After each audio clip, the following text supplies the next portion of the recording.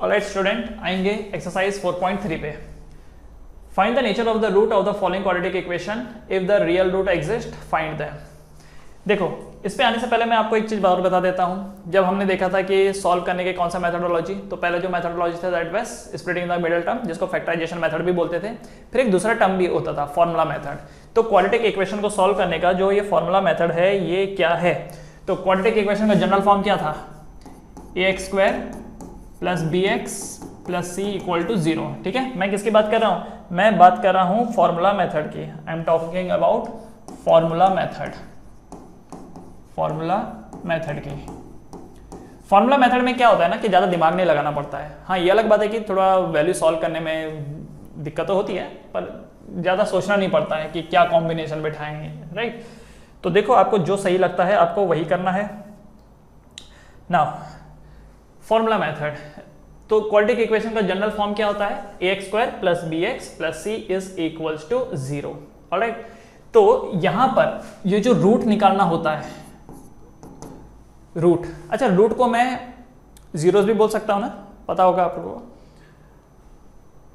उसको हम लोग अल्फा और बीटा से दिखाते हैं रूट को, क्योंकि दो रूट निकलते हैं ना, तो एक का नाम हमने अल्फा दे दिया और एक का बीटा नाम दे दिया। फिलहाल मैं अल्फा और बीटा की जगह सिर्फ एक्स लिख के दे रहा हूं। तो रूट कैसे निकाला जाएगा? फॉर्मूला है -b + √b² - 4ac/2a। So this is the formula. This is the formula to find the root. This is the formula to find the root. एक एग्जांपल से समझे, एक एग्जांपल से समझते हैं। लेट्स से हमारे पास एक क्वेश्चन था थोड़ी देर पहले जो हमने सॉल्व किया था, x² - 5x + 6 = 0। ठीक, फॉर्मूले मेथड से इसका वैल्यू निकालने की कोशिश करते हैं। तो यहाँ पर a का वैल्यू कितना है? a क्या होता है? x² का कोफिशिएंट, तो कुछ नहीं तो मतलब क्या है? 1, तो a का वैल्यू 1 है। b मतलब कितना? x का कोफिशिएंट, तो x का कोफिशिएंट क्या है यहाँ पर? -5। साइन को इंक्लूड करना है। c क्या होता है? जो बाकी बच गया, क्या बच गया? +6। ठीक है, अब इस फॉर्मूले में डालो x = -b, तो ये तो माइनस तो फॉर्मूले का माइनस है, तो माइनस b की वैल्यू कितनी है? -5, तो माइनस और -5। ठीक है, याद रखना ये फॉर्मूले का माइनस है। प्लस माइनस √b², b² मतलब -5 का स्क्वायर -4, a की वैल्यू कितनी है? 1, c की वैल्यू कितनी है? 6। ठीक है, डिवाइडेड बाय 2a, a की वैल्यू कितनी है? 1। फॉर्मूले में डाला, दिखने में भयानक दिख रहा होगा पर ऐसा कुछ है नहीं। सो x = माइनस ऑफ माइनस कितना होता है? प्लस, तो 5 + -5 का स्क्वायर कितना होता है? 25। प्लस का होने दो या माइनस का होने दो, रिजल्ट तो प्लस ही आएगा। -4 × 6 = 24 divided by 2 × 1 = 2। That means x = 5 ± √25 - 24 कितना होता है? 1/2। इसका मतलब x = 5 ± 1/2। ये आया। 1 का रूट कितना होता है? 1। अब जरा एक चीज समझिए, पहला जो आंसर होगा x1, उसकी वैल्यू कितनी हो जाएगी? 5 + 1/2। क्या होगी? 5 + 1/2। और दूसरा जो ये x2 निकल के आएगा, ये क्या होगा? 5 - 1/2, क्योंकि यहाँ पर +-1 लिखा है ना। +-1 का मतलब क्या होता है कि एक बार प्लस सोच के चढ़ना है और एक बार माइनस सोच के चढ़ना है। और ये बात आप जानते हैं कि दो आंसर निकलते हैं, तो पहले वाले आंसर में आप इसको प्लस सोच के चलेंगे, दूसरे में माइनस। तो कितना हो गया? 5 + 1 कितना हो गया? 6, 6/2 कितना होता है? 3। और दूसरा 5 - 1 कितना होता है? 4, 4/2 कितना होता है? 2। तो एक आंसर x1 कितना आया? 3, एंड दूसरा आंसर x2 कितना आया? 2। अब याद करो, यही क्वेश्चन जब हमने पहले किया था स्प्लिटिंग द मिडिल टर्म से, तो 3 और 2 ही आया था। यहाँ पर भी देखो फॉर्मूला मेथड से 3 और 2 ही आया है, राइट। तो formula method, this is your formula method. तो फॉर्मूला मेथड से क्या होता है? आपको ज्यादा दिमाग नहीं लगाना पड़ता, फटाक से सॉल्व हो जाता है। बट यह है कि कई बार ये कैलकुलेशन थोड़ी सी हैवी हो जाती है।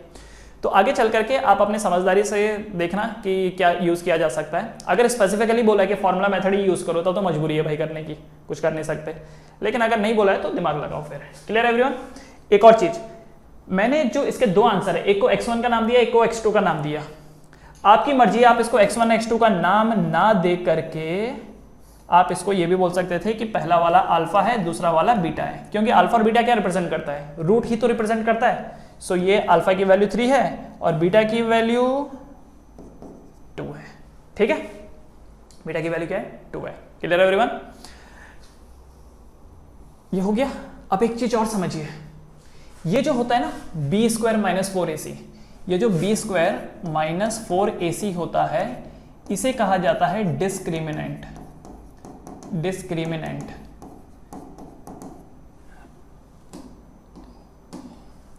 डिस्क्रिमिनेंट ये जो वर्ड है ना डिस्क्रिमिनेशन, डिस्क्रिमिनेशन मतलब क्या? देखो सर डिस्क्रिमिनेशन कर रहे हैं ये लोग, इसका मतलब अलग अलग करने की कोशिश कर रहे हैं, तो इसीलिए इसको डिस्क्रिमिनेशन बोला जाता है, क्योंकि इसी की वजह से दो वैल्यूज अलग अलग हो जाती हैं। इसी की वजह से दो वैल्यूज अलग अलग हो जाती हैं। समझो कैसे, इसी क्वेश्चन में देख लो, अगर ये अंदर √1 जो ये निकल के आया, अगर ये √1 ना होता, इसकी बजाय ये √0 होता, तो क्या लगता है सेम आंसर? ओहो जैसे देखो, अगर मान लो ये डिस्क्रिमिनेशन 0 हो जाता तो ये क्या हो जाता है? यहां पर मान लेते हैं ये ऐसा था ना, x = 5 प्लस माइनस, ये √1 की जगह पर देखो, √1 की जगह पर अगर ये √0 हो जाता, मान लो ये डिस्क्रिमिनेशन 0 होता, let's say B square minus 4ac अगर 0 होता तो डिस्क्रिमिनेशन 0 हो जाता, सो x = 5 प्लस माइनस 0 क्या हो जाता? 0 ही हो जाता। इसका मतलब x = 5 प्लस 0/2 x1 और x2 की वैल्यू क्या हो जाती है? 5 माइनस 0/2। तो क्या ये दोनों सेम आंसर देते?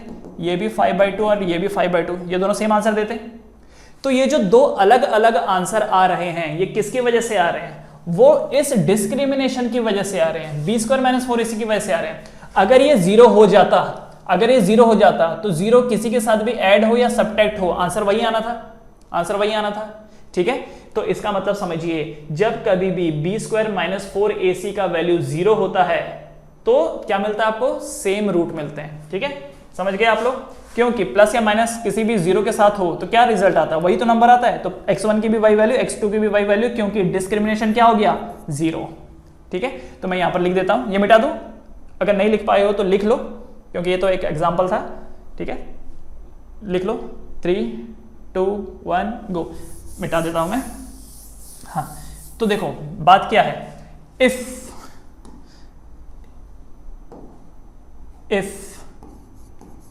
B square minus 4ac is equal to 0, अगर बी स्क्वायर, अच्छा पहले इक्वल टू नहीं, पहले मैं ये लिख देता हूं, अगर बी स्क्वायर माइनस 4ac की वैल्यू ग्रेटर देन 0 है तो क्या मिलेगा आपको? दो अलग अलग रूट, 2 डिस्टिंक्ट रूट। ठीक है, दो अलग अलग रूट मिलेंगे। अगर बी स्क्वायर माइनस 4ac की वैल्यू, जो कि डिस्क्रिमिनेंट बोला जाता है, अगर डिस्क्रिमिनेंट की वैल्यू 0 से ज्यादा है तो ऐसे में b के साथ कुछ जुड़ेगा तो बढ़ जाएगा, b के साथ कुछ घटेगा तो घट जाएगा। तो एक बढ़ा हुआ वैल्यू आएगा और एक घटा हुआ वैल्यू आएगा, एक बढ़ा हुआ और एक घटा हुआ। जैसे एक वैल्यू क्या था यहां पर, देखो एक वैल्यू क्या था 5 + 1/2 और दूसरा वैल्यू क्या था 5 - 1/2। तो अगर डिस्क्रिमिनेशन की कुछ ना कुछ वैल्यू रहेगी तो एक वैल्यू को बढ़ा दिया जाएगा, दूसरी वैल्यू को घटा दिया जाएगा, तो दो अलग अलग रूट क्रिएट हो जाएंगे, इसलिए क्या लिखा है? 2 डिस्टिंक्ट रूट। लेकिन अगर if B square minus 4ac की वैल्यू अगर 0 हो जाती है, मान लो अगर ये 1 की बजाय 0 होता तो 5 + 0 5 - 0 एक ही बात होती, 5 + 0/2 5 - 0/2 एक ही बात होती, तो दोनों का आंसर सेम आता। तो यहां पर आपको क्या मिलता? Equal root. क्या मिलता? Equal root. ठीक है, जब कभी B square minus 4ac greater than 0 होता है तो दो अलग अलग रूट मिलते हैं, और बी स्क्वायर माइनस 4ac की वैल्यू अगर 0 होती है तो इक्वल रूट मिलते हैं। लेकिन अगर बी स्क्वायर माइनस 4ac की वैल्यू लेस देन 0 है, अगर इसकी वैल्यू 0 से कम हुई, 0 से कम होने का मतलब नेगेटिव, तो रूट के अंदर कोई भी अगर नेगेटिव नंबर होता है, अगर रूट के अंदर कोई भी नेगेटिव नंबर होता है तो उसे क्या बोला जाता है? Imaginary, that is called as imaginary number, या फिर आप बोल सकते हो no real root. No real root, तो जो रियल नहीं है वो कौन है? इमेजिनरी तो है। ठीक है, तो यहां पर आपको क्या मिलता है? Imaginary root. इमेजिनरी रूट, क्योंकि रूट के अंदर फिर क्या हो गया? नेगेटिव हो गया। ठीक, तो इस चीज को आपको ध्यान में रखना है, ये वाला जो चीज है ये बहुत इंपॉर्टेंट है। अगर डिस्क्रिमिनेशन, याद रखना इसको डिस्क्रिमिनेशन बोला जाता है। कई जगहों पर ये फॉर्मूला ऐसा दिखाया जाएगा, x = -b + -√d/2a, कई जगहों पर इसको ऐसा दिखाया जाता है। तो जब कभी भी डिस्क्रिमिनेशन 0 से बड़ा हो तो आपको दो अलग अलग रूट मिलेंगे, और ये रूट किस टाइप के होते हैं? ये जो रूट होते हैं ये किस टाइप के होते हैं, ये होते हैं रियल रूट, ठीक है, किस टाइप के होते हैं, ये होते हैं रियल रूट। ये वाला भी कैसा होता है, रियल, जबकि ये लास्ट वाला कैसा होता है, इमेजिनरी रूट, ये वाला इमेजिनरी होता है, ठीक। तो ये फॉर्मूला है, फॉर्मूले में a b c का वैल्यू डालो, a is the coefficient of x square, b is the coefficient of x, जो बाकी बचता है वो c होता है, इसमें डालो तो आपको आंसर मिल जाएगा। दो अलग अलग आंसर, एक प्लस करके आएगा और एक माइनस करके आएगा, तो दो अलग अलग आंसर मिलेगा। लेकिन अगर प्लस माइनस के आगे जीरो है तो दोनों आंसर सेम रहेगा, इक्वल रूट्स, और अगर प्लस माइनस के आगे रूट नेगेटिव है तो वो तो इमेजिनरी है फिर, ठीक है। वो लिखने को आप लिख दोगे बट एक्चुअली उसकी कोई वैल्यू नहीं होगी, ठीक है। तो जल्दी से इसको कॉपी कर लीजिए, 3 2 1 go. So find the nature of the root of the following quadratic equation, if the real root exist find them. आपको पूछ रखा है कि बताओ इनमें से किस किस के रियल रूट है। तो इस पहले वाले क्वेश्चन की अगर हम बात करें, इसका a क्या है 2, b क्या है -3, c क्या है 5। तो पहले इसका ये निकालो अंडर रूट, पहले इसका ये निकालो b स्क्वायर माइनस 4ac, पहले हम निकालेंगे b स्क्वायर माइनस 4ac, तो b स्क्वायर मतलब -3 स्क्वायर माइनस 4, a का वैल्यू कितना है 2, c का वैल्यू कितना है 5, तो कितना हो जाएगा -3 का स्क्वायर 9, 5 4 ज़ा 20, 22 ज़ा 40, तो कितना आता है -31। -31 इज स्मॉलर देन 0, इसलिए इसका जो रूट होगा वो कैसा होगा, इमेजिनरी, इमेजिनरी, ठीक है। तो ये तो इमेजिनरी रूट है। फिर भी अगर किसी ने बोला है कि नहीं आपको तो लिखना ही है, आपको तो निकालना ही आंसर, तो निकाल लेते हैं। फॉर्मूला क्या था, x equal to -b plus minus under root b square minus 4ac upon 2a, यही था फॉर्मूला। तो चलो डाल देते हैं। So x equal to -b, minus तो फॉर्मूले का है ही, और b की जगह पर क्या आ जाएगा -3 plus minus under root b square minus 4ac की वैल्यू अभी अभी हमने निकाली, तो कितनी आ गई -31 अपॉन 2 इंटू a का वैल्यू कितना है 2। So x equal to 3 plus minus under root -31 upon 4, ठीक है। तो एक ऐसा लिख लो, x1 equal to 3 plus under root -31 upon 4, and दूसरा क्या निकल जाएगा, x2 equal to 3 minus under root -31 upon 4, ठीक है। तो दो अलग अलग रूट आ गए, क्योंकि रूट के अंदर नेगेटिव है, तो ये किस टाइप के रूट है, इमेजिनरी है, ये भी इमेजिनरी और ये भी इमेजिनरी, दोनों इमेजिनरी है, ऑलराइट। वैसे तो बोल रखा है कि अगर रियल रूट है, अगर रियल रूट है तभी ढूंढना है। मैंने यहां पर देख लिया था b स्क्वायर माइनस 4ac करके कि इसका रूट इमेजिनरी है, पर मैंने आपके लिए इसको सॉल्व करके दिया है, ठीक है। अदरवाइज सॉल्व करने के लिए नहीं बोला था, आपके लिए मैंने इसको सॉल्व किया है, ऑलराइट। तो मैं यहाँ पे लिख देता हूँ कि ये सॉल्व तो ये हो गया है, पर जो इसके रूट निकल के आ रहे हैं वो कैसे हैं, इमेजिनरी रूट है। कैसे रूट है, इमेजिनरी। अब इसका दूसरे का, ये सेकंड वाले का, इसमें a का वैल्यू कितना है 3, b का वैल्यू कितना है -4√3, c का वैल्यू कितना है 4। तो पहले इसका b स्क्वायर माइनस 4ac निकाल के देखते हैं। तो b स्क्वायर मतलब कितना, -4√3 का स्क्वायर, -4a है 3, c है 4। तो -4 का देखो, -4 का स्क्वायर तो माइनस तो पॉजिटिव हो ही जाएगा, 4 का स्क्वायर 16, 16 3 ज़ा 48, ठीक है, माइनस 4 4 ज़ा 16, 16 3 ज़ा 48, 48 माइनस 48 क्या होगा 0। तो 0 आए ना, तो यहाँ पर जो ये डिस्क्रिमिनेशन है, ये b स्क्वायर माइनस 4ac, ये 0 निकल के आए, इसका मतलब इसके रूट कैसे होंगे, रियल एंड इक्वल। इसके रूट कैसे होंगे, रियल एंड इक्वल। चलो फिर भी निकाल के देख लेते हैं। तो फॉर्मूला क्या है, x equal to -b plus minus under root b square minus 4ac upon 2a। So x is equal to -b, तो minus of -4√3 plus minus under root, इसकी वैल्यू कितनी निकाली थी, 0 निकाली थी, upon 2 into a, that means 3। So x equal to 4√3 plus minus 0 plus minus 0 upon 6। Plus करो या minus करो 0 के साथ तो वही रिजल्ट देने वाला है। तो इसका मतलब एक आंसर इसका 4√3 अपॉन 6 आएगा, और दूसरा आंसर भी इसका 4√3 अपॉन 6 ही आएगा, दोनों सेम ही आंसर देगा। इसलिए तो बोला गया इक्वल रूट, क्योंकि किसी भी नंबर के साथ आप 0 प्लस करो या माइनस करो नंबर वही रहेगा, इसलिए इसके रूट कैसा है, इक्वल रूट, ठीक है। क्या आप ये तीसरा वाला भी कर लेंगे, पहले d निकालो, पहले डिस्क्रिमिनेशन निकालो। अगर डिस्क्रिमिनेशन लेस देन 0 आएगा तो समझ जाइए इमेजिनरी है, सॉल्व नहीं करना है। लेकिन अगर ज़्यादा है तो सॉल्व करना है, या अगर इक्वल भी हुआ मतलब अगर 0 भी हुआ डिस्क्रिमिनेशन तो भी इसको सॉल्व करना है। ठीक है, तो कर लेंगे इसको, कीजिए इसको, बढ़ जाएंगे। 3 2 1 गो, बढ़ते हैं next. Find the value of k for each of the following. k की वैल्यू निकालनी है quadratic equation so that they have equal root. आपको k का वैल्यू निकालना है और ये बता रखा है कि इनके जो रूट हैं वो इक्वल है। पहले तो ABC निकालो, a का वैल्यू यहाँ पर कितना है 2, b का वैल्यू यहाँ पर कितना है k एंड c का वैल्यू यहाँ पर कितना है 3, क्योंकि x स्क्वायर का कोएफिशिएंट a होता है, x का कोएफिशिएंट b होता है और जो बाकी बचता है वो c होता है। आपको क्या बोल रखा है कि इनके जो रूट है वो कैसे हैं, इक्वल है। इक्वल रूट का मतलब क्या होता है, मतलब ये होता है कि b स्क्वायर माइनस 4ac का वैल्यू क्या है 0 है, तो वैल्यू डालो b स्क्वायर मतलब k स्क्वायर माइनस 4, a की वैल्यू कितनी है 2, c की वैल्यू कितना है 3 equal to 0। So k square minus 4 3 ज़ा 12, 12 2 ज़ा 24 equal to 0। k square minus 24 equal to 0 मतलब k square equal to 24। So k का वैल्यू कितना आ जाएगा रूट ऑफ 24 और साथ में क्या आ जाएगा प्लस माइनस। तो एक आंसर होगा प्लस रूट 24 और दूसरा आंसर होगा माइनस रूट 24, क्योंकि मालूम है ना क्वाड्रेटिक इक्वेशन जब भी सॉल्व होता है तो दो आंसर आता है, एक प्लस रूट 24 और एक माइनस रूट 24। ठीक है, दूसरा इसको भी एक बार देख लेते हैं। अभी तो ये स्टैंडर्ड फॉर्म में है नहीं, पहले इसको चेंज कर देते हैं। ये बन जाएगा k x square minus 2kx plus 6 equal to 0। अब आ गया। अब कंपेयर करो, जो एक्स स्क्वायर का कोविशेंट होता है वो a होता है, सो a का वैल्यू k है। जो x का कोविशेंट होता है वो b होता है माइनस 2k, जो बाकी बचता है वो c होता है।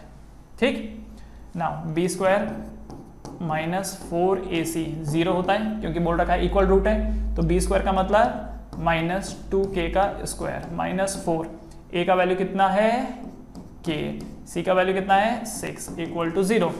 तो ये हो जाएगा 4k square minus 24k equal to 0। क्या यहाँ से मैं 4k कॉमन ले सकता हूँ, अंदर क्या बचेगा k माइनस 6 इक्वल टू 0। इससे पता चलता है कि दो नंबर का अगर मल्टीपल 0 है इसका मतलब 4k का वैल्यू 0 है एंड k माइनस 6 का वैल्यू 0 है। तो अगर 4k का वैल्यू 0 है तो k का वैल्यू क्या होगा 0/4 दैट इज 0। तो एक आंसर k का 0 है और एक answer k minus 6 equal to 0 that means k equal to 6। तो आ गया, एक 0 है और एक 6 है, क्योंकि पता है ना क्वाड्रेटिक इक्वेशन के दो आंसर आते हैं, तो एक 0 है और दूसरा 6 है, दोनों अनइक्वल है। यहाँ पर भी देखो दोनों अनइक्वल थे, लेकिन जब इक्वल होते हैं तो कई बार क्या होता है सिंगल ही आंसर वो देता है, पर आएंगे तो दो ही। डन, समझ में आ गया। इसको कॉपी कर लीजिए जल्दी। 3 2 1 गो, बढ़ते हैं आगे। चलो, वर्ड प्रॉब्लम है। Is it possible to design a rectangular mango grove, ये rectangular mango grove whose length is, अच्छा ओके ये लेंथ है एंड ये ब्रेड्थ है, whose length is twice its breadth. तो क्या बोल रखा है, क्या हम ऐसे रेक्टेंगुलर गार्डन को या ग्रूव को बना सकते हैं जिसका length twice of its breadth हो एंड एरिया इज 800। एरिया क्या होता है L इंटू बी, एरिया जो है वो 800 होना चाहिए, एरिया 800 होना चाहिए।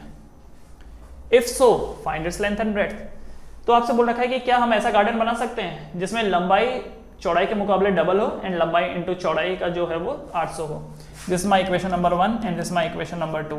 चेक कर लेते हैं, पहले तो क्वाड्रेटिक इक्वेशन बनाएंगे। ठीक है, सब्स्टिट्यूट 1 इन 2, 1 को 2 में सब्स्टिट्यूट करो, तो L की वैल्यू को 2b को यहाँ पे डाल देंगे। सो ये क्या हो जाएगा 2b into B is equal to 800। तो 2b इंटू बी क्या हो जाता है 2b स्क्वायर इक्वल टू 800। सो 2 इधर चल जाएगा, b स्क्वायर इक्वल टू 800/2 कितना हो जाता है 400। So b will be equal to plus minus under root 400। 400 का रूट कितना होता है 20, सो प्लस माइनस 20। ठीक है, सो एक ब्रेड्थ आ गई, एक जो ब्रेड्थ होगा, तो यहाँ से पता चलता है कि एक ब्रेड्थ की वैल्यू होगी 20 और एक ब्रेड्थ होगा -20, क्योंकि दो आंसर आएंगे ना +20 और -20।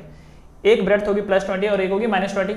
अब आप मुझे बताओ क्या -20 पॉसिबल है क्या किसी की चौड़ाई माइनस में हो सकती है, नहीं हो सकती, इसलिए उसको हटा देना है। तो दो केस करने से आप बच गए। तो अगर b की वैल्यू 20 है तो l की वैल्यू कितनी हो जाएगी, therefore l is equals to 2 into 20 that is l equal to 40। तो मिल गया, एक 40 और दूसरी 20। तो क्या 20 इंटू 40 800 होता है? होता है। क्या 40 का डबल है, ठीक है।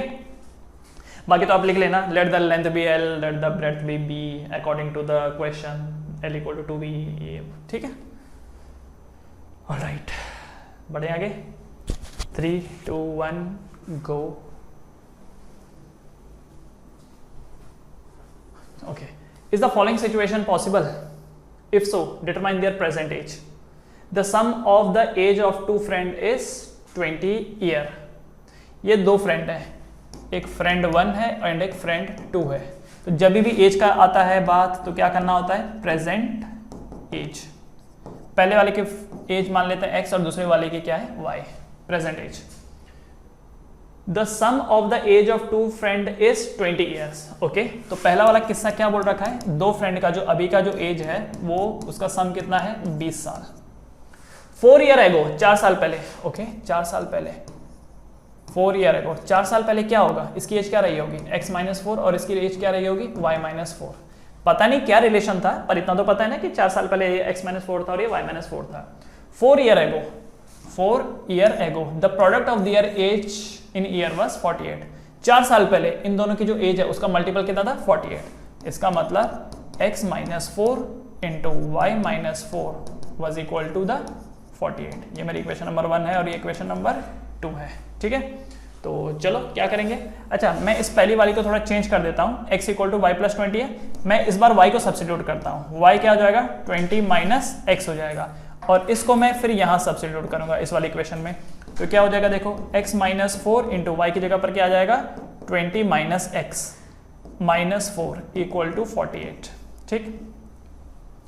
तो कितना हो गया ये, x-4 इंटू 20 माइनस 4 कितना होता है, 16, 16 माइनस x इक्वल टू 48। देखो सब्स्टिट्यूट आप y भी कर सकते थे, x भी कर सकते थे। अब एक बार जो ये x है वो 16 माइनस x के साथ मल्टीप्लाई होगा, और एक बार ये -4 16 माइनस x के साथ मल्टीप्लाई होगा। तो ये बन गया 16x minus x square minus 16 4 जा 64 minus minus plus 4x equal to 48।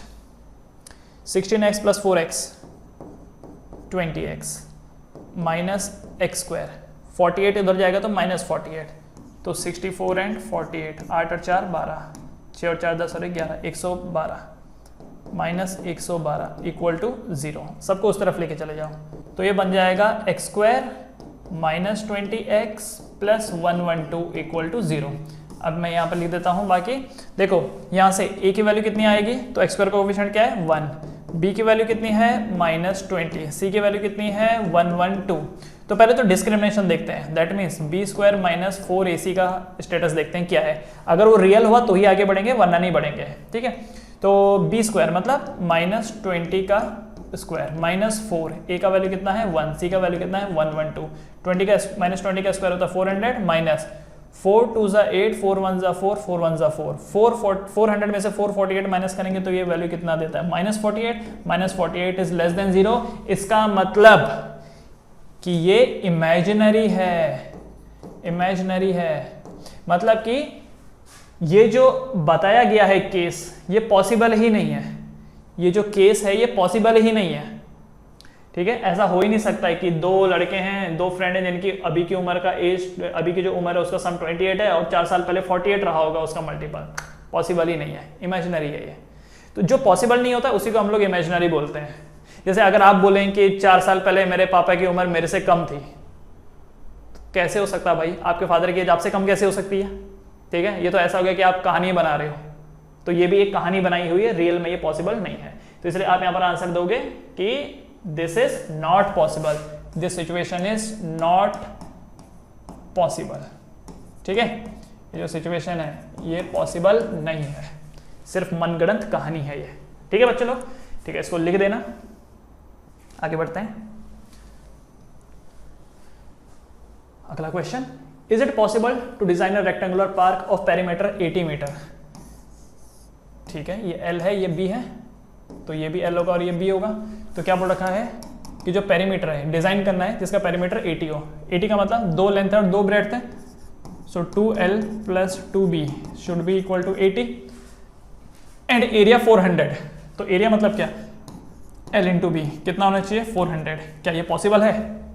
एक काम करो, ऊपर वाली इक्वेशन को थोड़ा और छोटा कर देते हैं, 2 कॉमन ले लेते हैं, अंदर क्या बचेगा, l plus B equal to 80, 2 इधर डिवाइड हो जाएगा, सो l प्लस बी की वैल्यू कितनी हो जाएगी 40, तो ये और छोटा हो गया। This my equation number 1 and this my equation number 2।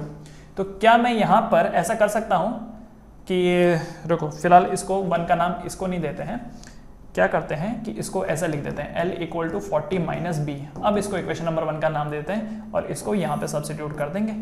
तो इस l की जगह पर क्या आ जाएगा, 40 minus B into B equal to 400, तो मल्टीप्लाई हो जाएगा 40b minus B square equal to 400। सबको उस तरफ लेके चले जाओ, B square minus 40b plus 400 is equal to 0। अच्छा, यहाँ से a का वैल्यू कितना आया 1, b का वैल्यू कितना आएगा माइनस 40, c का वैल्यू कितना आएगा 400। अच्छा, आप बोलोगे सर ये तो ऑलरेडी b दिया है, ये वाला कौन सा b? ये अलग b है, ये अलग b है, इसीलिए ना अगर कंफ्यूजन हो तो इसको x का नाम दे देना, इसको y का नाम दे देना, ठीक है, नहीं तो कंफ्यूजन हो जाएगा। ऑलराइट, तो मैं एक काम करता हूँ, अगर आपको ऐसे में समझ में आ रहा है तो ठीक है, नहीं तो कोई प्रॉब्लम नहीं है, इसको x और y कर दो, क्योंकि ये अलग चीज है, ये अलग वाला b है और ये अलग b है, ठीक है। आप एक काम कर लो, इसको ना कैपिटल B से डिनोट कर देते हैं, सबसे बेस्ट, पंगा ही खत्म। ये जो है ये कैपिटल B से डिनोट होगा, this is capital B, capital B, ठीक। तो ये जहां पर ये वाला B है, इसकी जगह पर कैपिटल B लिख दो। ओहो, मैं ये कर भी क्यों रहा हूं, क्योंकि कैपिटल B लिखने के लिए तो मुझे जस्ट ऊपर एक ये बनाना पड़ेगा, ठीक। ये देखो, ये कैपिटल B कर देते हैं, कैपिटल B, सिमिलरली यहाँ पर भी वही हो गया। हाँ, अब ठीक है ना, B square minus 40b plus 400 equal to 0। अब पंगा नहीं है, अब पता चल रहा है कि ये b अलग है और ये b अलग है। तो पहले डिस्क्रिमिनेशन निकालते हैं, बी स्क्वायर माइनस 4ac निकाल लेंगे और स्टेटस चेक करेंगे। बी स्क्वायर का मतलब यहाँ पर क्या हो जाएगा, माइनस 40 का स्क्वायर माइनस 4a और ये c। 40 का स्क्वायर कितना 16, 1600 माइनस 4 4 जा 16, 1600 कितना आ गया 0 आ गया। भले ही 0 आया पर पॉसिबल तो है ना, रूट के अंदर नेगेटिव नहीं होना चाहिए था, मतलब आई मीन कि ये बी स्क्वायर माइनस 4 इसकी वैल्यू अगर 0 भी आई तो इसका मतलब इसके रूट कैसे हैं, रियल रूट है, मतलब क्या है, इसके रियल रूट है, ठीक है, इसके रियल रूट है, मतलब पॉसिबल है। अगर पॉसिबल है तो सॉल्व करते हैं फिर। So x equal to minus b plus minus under root b square minus 4ac upon 2a, solve करेंगे। So x is equal to minus b, तो माइनस ऑफ माइनस 40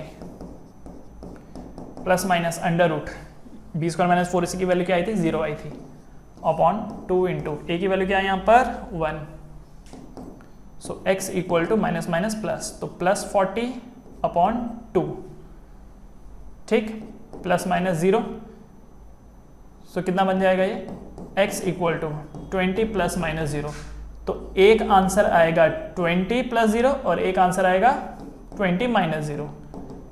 तो 20 प्लस 0 तो भी 20, 20 माइनस 0 तो भी 20, ठीक है, समझ में आया।